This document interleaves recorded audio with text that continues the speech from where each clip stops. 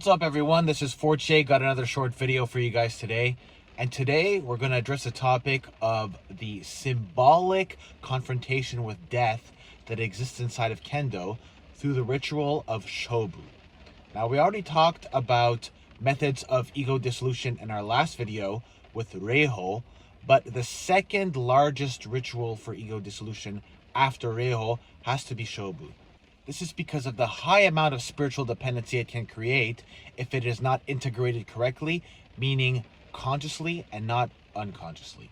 As Westerners, we lack the spiritual context to engage in rituals where symbolic death is represented. Because of this, these rituals can be interpreted as literal rather than symbolic. That's why the loss of self-consciousness which occurs during these ritual practices can be interpreted as spiritual breakthrough, which is the same thing that you would get with meditation or contemplative prayer. All of these factors together make Kendo the perfect symbolic universe for strong, profound psychological transformation, which is very similar to other monastic practices. The idea of Shobu is a duel where, symbolically speaking, one person will live and the other person will die.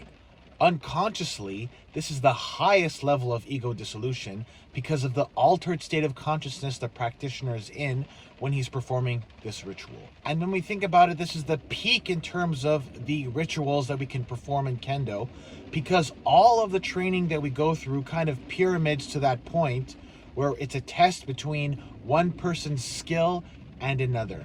And in an instinct, that moment of truth of who will live and who will die will be revealed.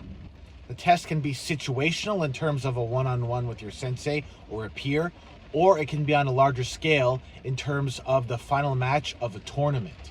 The ego death aspect of this ritual is only the first half of it. The second half, which involves the rebirth, is the aspect that creates the main dependency loop.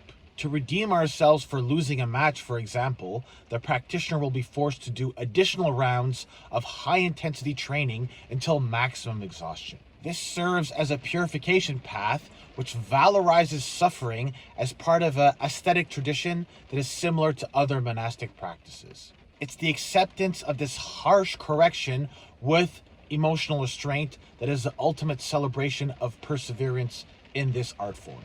This serves as the ultimate tool for ego dissolution, where the intense physical exertion causes the loss of self-consciousness, which they attribute to mushin or no mind, using mystified terminology, which then reinforces the submission to the strict hierarchy as the ultimate proof of one's dedication to this art form. As always, if you have an experience that you'd like to share with us that's similar to this one, post it in the comments below. If you know someone who'd like to see this video, share it with them. Hit the like button for the algorithms and have an awesome day. I'll see you in the next video. Peace out.